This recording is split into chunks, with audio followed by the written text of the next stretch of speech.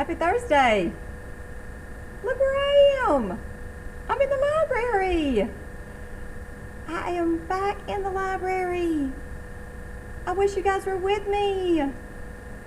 Yes, I came back. I've been coming back a couple of days to work. I need to be wrapping up some things. I've been collecting some of your books. If you have not sent in your books, please, please, please send them in. We are collecting some student work. The teachers are collecting student work and giving out some things to some of you. Your teachers are. So if you have your library books, please, please, please bring those in whenever your parents bring those, when they come to school, okay? We have a green bucket that's up there, and you can just drop them in there. If you can't make it to there, they are still collecting them whenever they are giving out lunches in those locations, okay? You can give them to the bus driver, you can give them to the people that are passing out lunches, just anywhere that you know that there's somebody that's working for the school system. Say, here's my library book. Would you please make sure that Miss Byrd or Mr. Arthur gets this, okay? And I will be so, so, so happy that you did, all right? So let's get to the story because it's going to be a little bit long story. This is actually one of my favorite books. And I used to read it to my fourth graders whenever I was teaching writing. It was actually one of the first books, books that I used to introduce narrative writing, which is story writing, okay? And it's so funny to me. It's the reason I chose it is because whenever I taught narrative writing and I had my students to set up an essay, we had to have a problem. We had to have a solution to that problem. Of course, we had to have characters. We had our setting. And then when we had our problem, our characters had to try to solve the problem 2 different times, and each of those 2 times did not work out, okay? But on the 3rd try, the problem was solved, and that's the way that we wrote our essays. Well, in this particular book, that's kind of what happens, and it actually might be 4 tries before the problem is solved. It's been a while since I've read it, but it's just a funny story of different characters or animals, and the way that the problem is tried to, attempted to be solved is just, it's just funny to me, and I just love the story. It is called Armadillo, Tattletale. And you see these little teeny tiny ears? Well, they didn't used to be teeny tiny like that. They used to be really long. He's going to tell you how they got teeny tiny and short. This is by Helen Kettleman, illustrated by Keith Graves. It is a 4.1, worth half a point, quiz number 41941.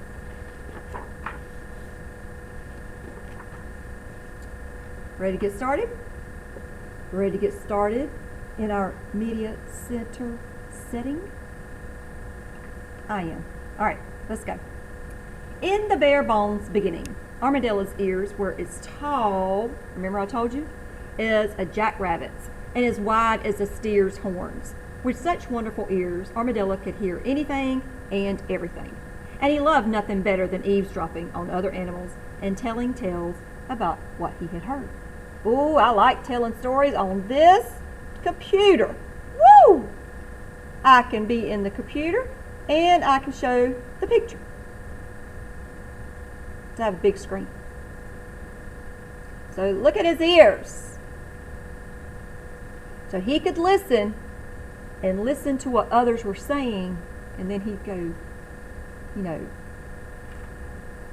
eavesdrop, and then he'd go gossip and tell others what he had heard. But as good as his ears were for hearing, they dragged in the dirt and stuck in the muck after a rain, and they always made him trip. Thus, Armadillo was the slowest of creatures. And since the other animals disliked him for telling tales, they beat him to the watering hole every day, and they forced Armadillo to scrounge through the mud for a puddle of murky water to drink. It tasted awful and practically made him sick, so he drank as little as possible and was always thirsty. So those long ears made him slow.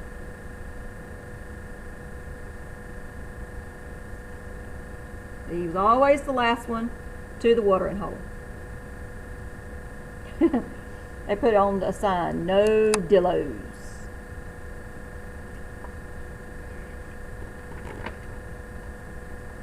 One day, as Armadillo stumbled around searching for a puddle, he overheard Egret whisper to Turtle, "Blue Jay's feathers are looking a bit scraggly. I wonder if the poor bird is sick. I'll call on him tomorrow to see if I can be of help." Let me come this way because something about this camera is not exactly pointed.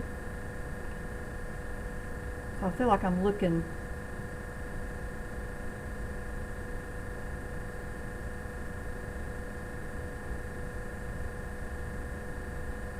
I'm looking crazy at the camera.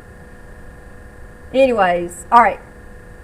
So he overhears Egret. Egret's a bird, okay? And he heard him say about Blue Jay's feathers are looking scraggly, so he thinks he's sick. Blue Jay is another bird. But Armadillo went to Blue Jay first, twitching his little tail as he spoke. "I heard Egret talking about you," he said in a sing-song voice. "She thinks you're scraggly looking." Blue Jay squalled, and he bawled, and he squawked, and he gawked, and he otherwise threw one humongous hissy fit. Squawk, squawk, squawk.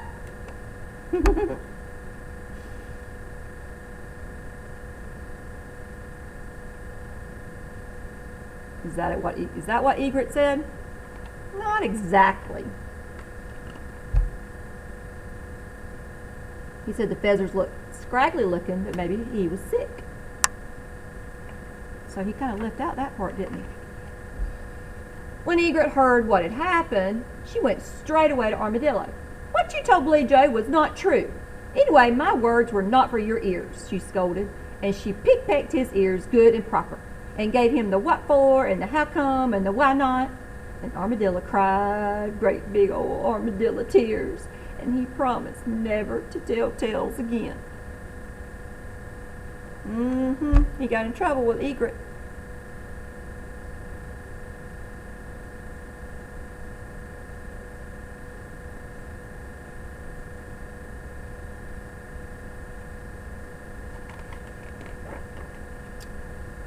The next day, while searching for the mud for a sip of water, Armadillo heard Muskrat and Butterfly talking, and he hid in the bushes to listen. "Rattlesnakes' rattles used to be terribly out of tune, but now they sound wonderful. She must be taking music lessons," said Muskrat. So there's Muskrat and Butterfly talking. And look who's listening. Who's listening?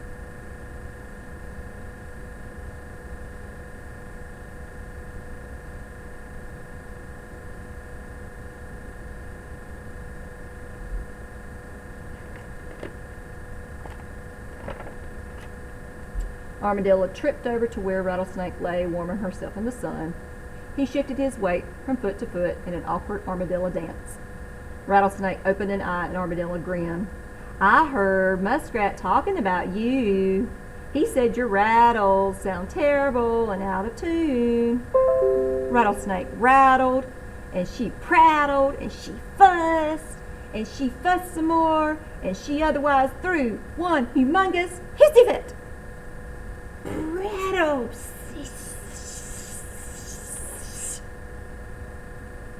Ooh, she's mad. So did they say that she was out of tune? No, that's not what they said.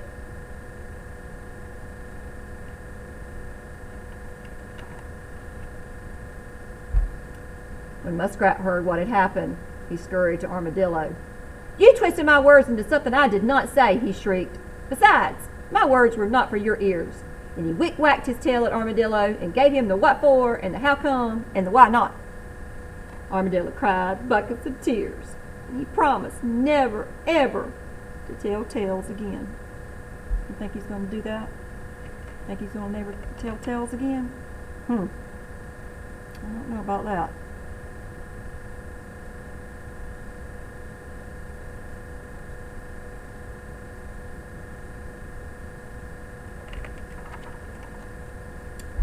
But the next day, while slogging through the mud looking for a drink, Armadillo saw Alligator and Blue Heron talking, and he stepped behind a rock to listen. Toad's skin is looking so much better than it used to.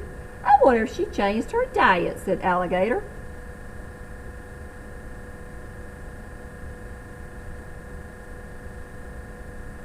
So there's Blue Heron and Alligator talking. And look who is listening. There's Armadillo's ears.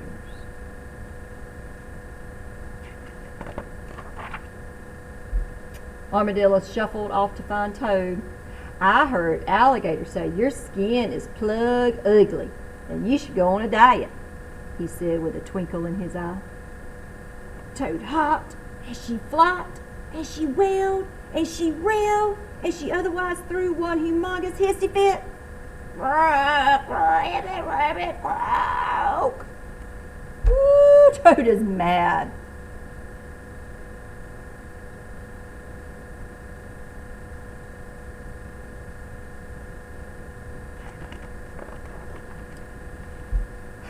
When Alligator found out what Armadillo had said, she hurried to find him. Why did you tell Toad those things? I never said them. Anyway, my words were not for your ears. She gave him the what for and the how come and the why not.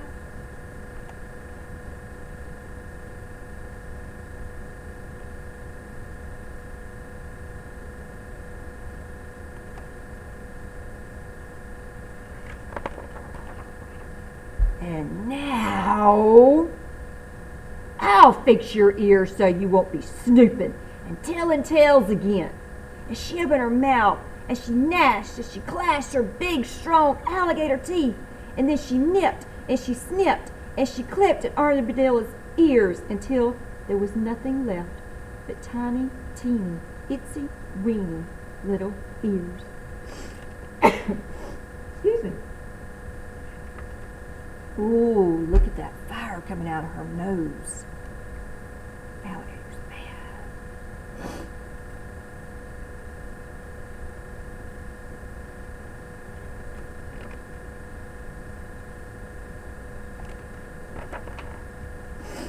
When she finished, Armadillo looked at his reflection in a puddle. His ears were so tiny now. Then he started to cry. Oh, did he cry. He raised such a ruckus that all the animals came to see what had happened. When they saw his ears, his new, tiny, teeny, itsy, weeny little ears, they stared, and they gawped, and they whispered. Armadillo stopped crying. What? What are you whispering? Everyone gaped at Armadillo because for the first time he hadn't quite heard. So they're all talking, but he doesn't know what they're saying.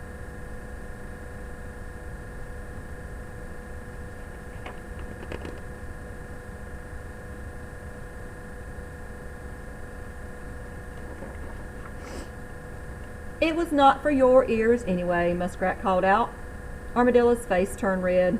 I did not hear the whispers, but I heard that, he said, chasing after Muskrat.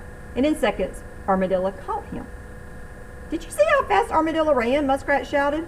He didn't trip at all, added Blue Jay. Why, he's so fast now, we'll never be able to keep him away from the fresh water, said Rattlesnake. Armadillo felt his teeny, tiny, itsy, weeny little ears.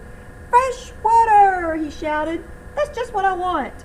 And it's fun to run fast. Then he danced and raced in circles and zigzags all the way to the watering hole, where he drank as much fresh, clear water as he wanted. From now on, I will never be thirsty again. And he wasn't. So now, he doesn't have those big floppy ears, so he can run fast.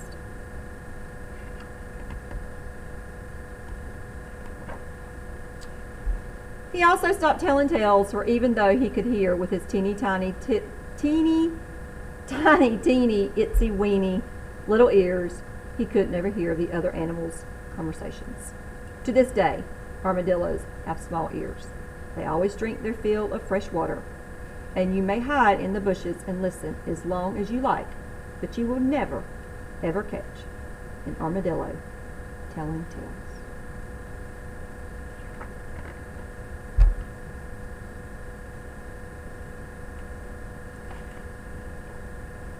So that is the end of Armadillo, Tattletale.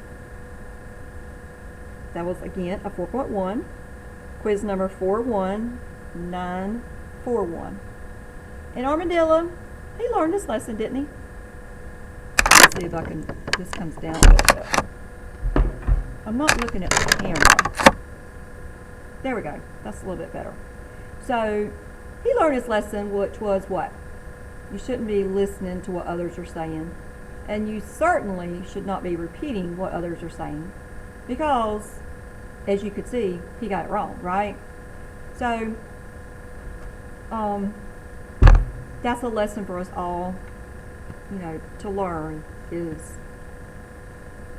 don't be eavesdropping. Don't be tattletelling.